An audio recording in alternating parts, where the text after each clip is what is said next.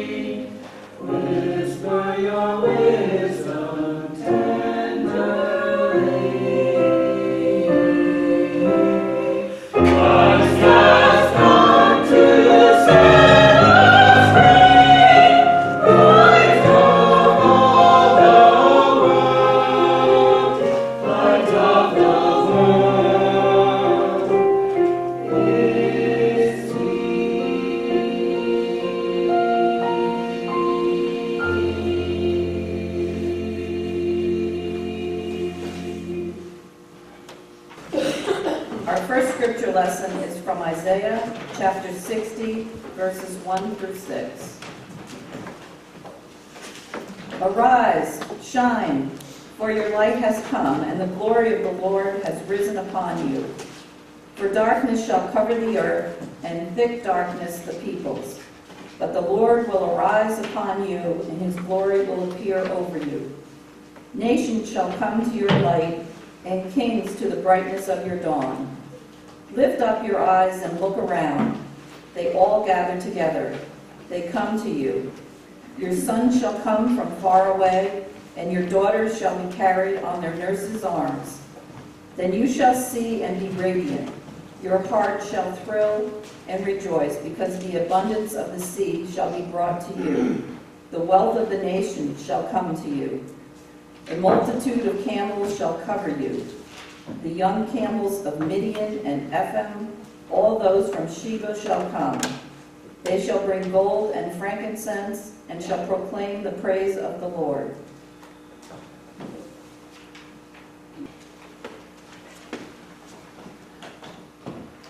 Our second reading this morning comes from the Gospel according to Matthew chapter 2, verses 1 through 12, and I'm going to add a few more, just so we get more of the story than usual, okay?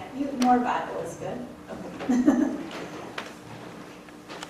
In the time of King Herod, Jesus was born in Bethlehem of Judea, wise men from the east came to Jerusalem, asking, "Where is the child who has been born King of the Jews? For we observed his star at its rising, and we have come to pay him homage." When King Herod heard this, he was frightened, and all of Jerusalem with him. And calling together all the chief priests and scribes of the people, he inquired of them where the Messiah was to be born. They told him, "In Bethlehem of Judea, for so it has been written by the prophet, 'And you, Bethlehem, in the land of Judah, are by no means least among the rulers, for from you shall come a ruler who is to shepherd my people Israel.'" So Herod secretly called for the wise men and learned from them the exact time when the star had appeared. Then he sent them to Bethlehem, saying, "Go and search diligently for the child, and when you have found him, bring me word so that I may also go and pay him homage." When they had heard the king, they set out, and there ahead of them went the star as they had seen at its rising, until it stopped over the place where the child was. When they saw that the star had stopped, they were overwhelmed with joy. On entering the house, they saw the child with Mary, his mother, and they knelt down and paid him homage. And then opening their treasure chest, they offered him gifts of gold, frankincense, and myrrh. And having been warned in a dream not to return to Herod, they left for their own country by another road. Now it keeps going. Now after they had left, an angel of the Lord appeared to Joseph in a dream and said, "Get up and take the child and his mother and flee to Egypt, and remain there until I tell you, for Herod is about to search for the child to destroy him." So Joseph got up and took the child and his mother by night, and they went to Egypt and remained there until the death of Herod. This was to fulfill what had been spoken by the Lord through the prophet, "Out of Egypt I have called my son." Now when Herod found out that he had been tricked by the wise men, he was infuriated. And he sent and killed all the children in and around Bethlehem who were 2 years old or under, according to the time that he had learned from the wise men. Then was fulfilled what the prophet had spoken through the voice of Jeremiah. A voice was heard in Ramah, wailing in loud lamentation, Rachel weeping for her children, and she refused to be consoled because they are no more. When Herod died, an angel of the Lord appeared in a dream to Joseph in Egypt and said, "Get up, take the child and his mother and go to the land of Israel, for those who were seeking the child's life are dead." Friends, this is the word of God. Thanks be to God.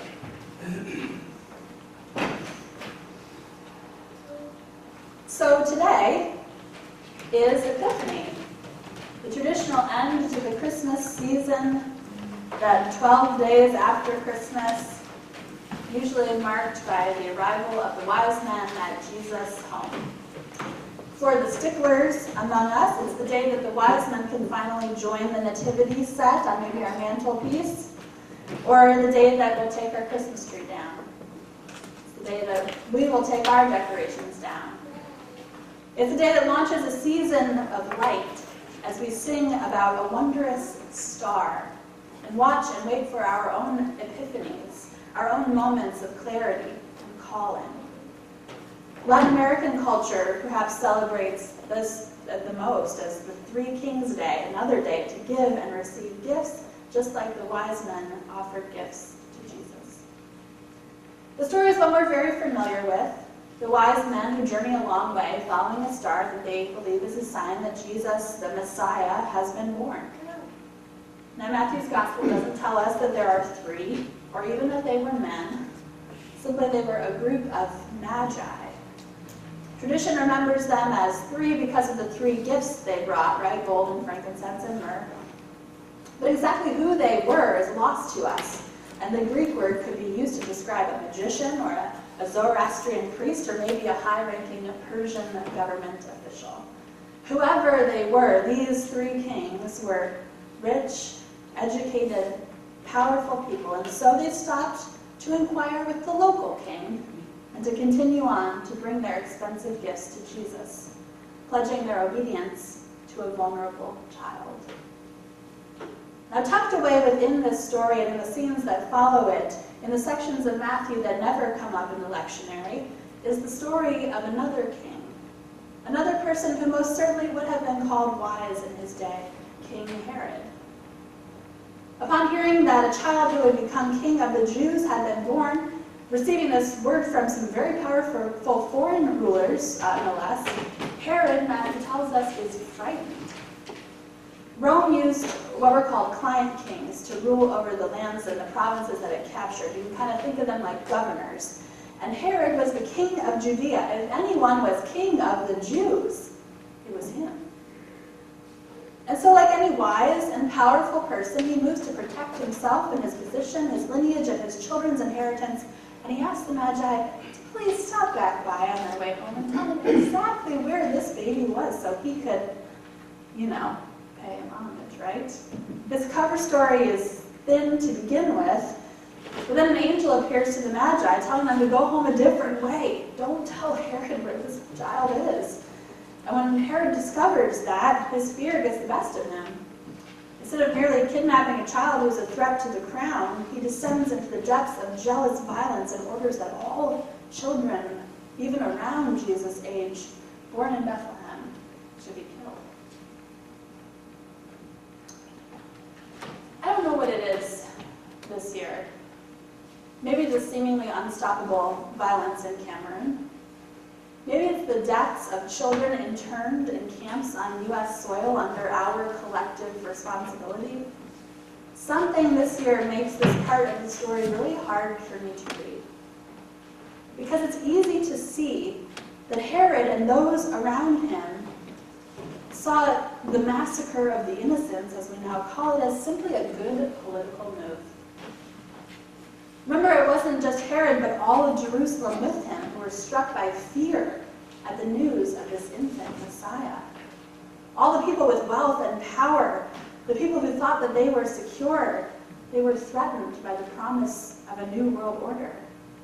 Herod had to keep his base happy, had to keep his position secure, and a new Messiah was not going to help.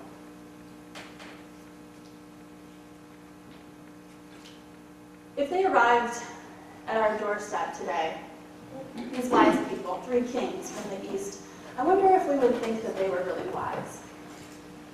In a culture that denigrates public welfare and demonizes those who receive handouts, who would support the giving of such expensive gifts, such a poor young family?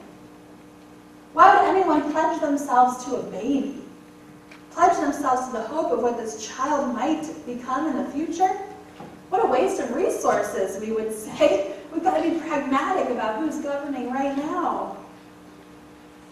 This year, the Epiphany story is really kind of calling me out in this very uncomfortable way. I don't like it.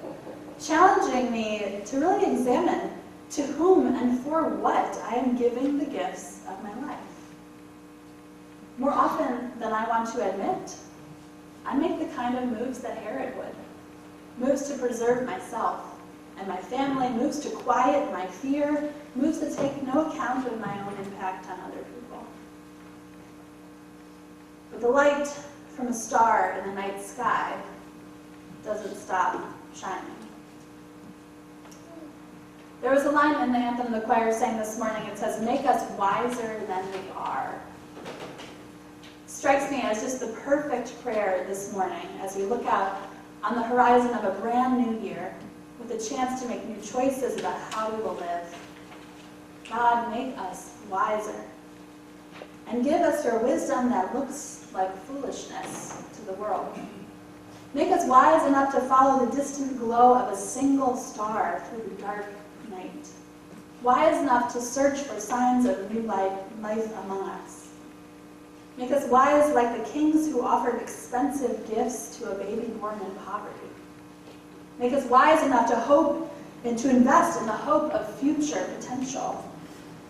In a world that is just aching for God's wisdom, give us the courage to speak with a different voice. This Epiphany, we ask the star in the east to help us see. What nascent things lie around us, waiting to become something? Where has hope or life been born in your life? And how can you dedicate yourself to the gifts and your gifts to the future that it promises? Are there parts of our lives that we're responding to out of fear, in such a way as to preserve ourselves and our own safety? How might God be calling us to go home by a different path? Change up our priorities? Is there a long journey in front of you with no map? Just a small star out in the sky? Now is the time to follow it. To take the first step in faith, confident that God will walk with you, that you already know the way. It's deep inside. Christ has come to set us free.